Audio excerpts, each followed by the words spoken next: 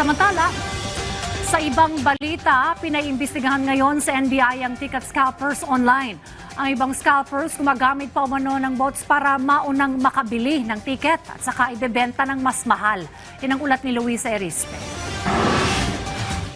Hinamon ni Senator Kiko Pangilinan ng National Bureau of Investigation na sampulang tugisin at hulihin ang mga sangkot sa ticket scalping.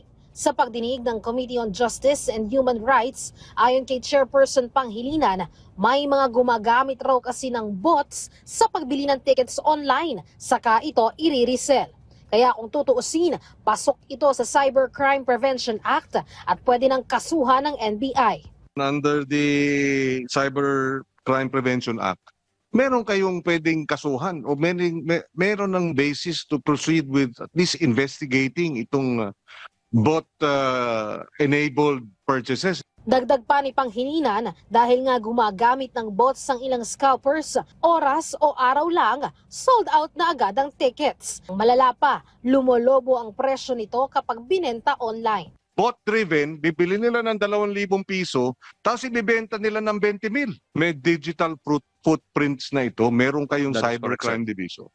So ang challenge ko sa NBI, sampulan naman ninyo, kasi sabi ko nga, regular itong concerts. So regular din yung pang-aabuso doon sa ating mamimili. Tinanong naman ni Senator Sherwin Gatchalian kung may anti-bot system ba ang mga nagbebenta ng ticket para hindi nakakalusot ang scalpers. Ayon sa Ticket.net, na isa sa malaking ticket distributor sa bansa, may sistema naman sila tulad ng CAPTCHA at iba pang safe tool para hindi makasingit ang bots. Pero sadyang patuloy din ang pag-improve ng mga bots na ginagamit ng scalpers. We have po what we call the CAPTCHA, yung pong nabanggit nyo, Senator, no?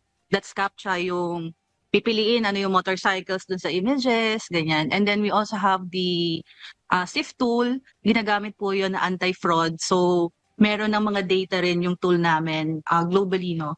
It identifies and records yung mga bots para nape-prevent siya. Hindi ba enough na yun to prevent scalping? Kasi the way I understand it now, ang scalping, cyberspace, no? Kasi everything's being sold in the internet and everything's being bought through the internet. Sa bots, sir, yes, that's the preventive measures that we have. Although we cannot say na talagang walang nakakalusot whatsoever, but we keep on updating naman our technology for us to be able to fight. Kasi the scalpers and the bots, they get high-tech din po as years go by. Ayon naman sa San Juan City Admin, gusto nilang ipasilip ang mga nagbabayad pa mismo ng bot para makabili ng ticket. Ito ang tinatawag na Ticket Assistance System kung saan gagamitin ang impormasyon ng buyer pero bot na ang makikipag-unahan para makabili online. Kaya kahit may anti-bot system, ang ilang ticket sellers may nakakalusot pa rin. What they do is they will ask for your credentials and then they will use bots to bypass the system. And then they will just send you a link for you to be able to pay for the ticket. Ayon naman kay Senator Pangilinan, talagang maraming nananamantala. Kaya sila sinasamantala dahil nakikita nitong mga gahaman na bibili nila o pupuntahan nila at all costs. Therefore, pwede talagang samantalahin. And nakakalungkot. Halos lahat naman ng otorisadong ticket sellers pabor na gawing iligal ang scalping sa bansa. Kahit ang Philippine National Police, suportado na maisabatas ito dahil maituturing daw na organized crime ang scalping. Luisa Erispe para sa Pambansang TV sa Bagong Pilipinas.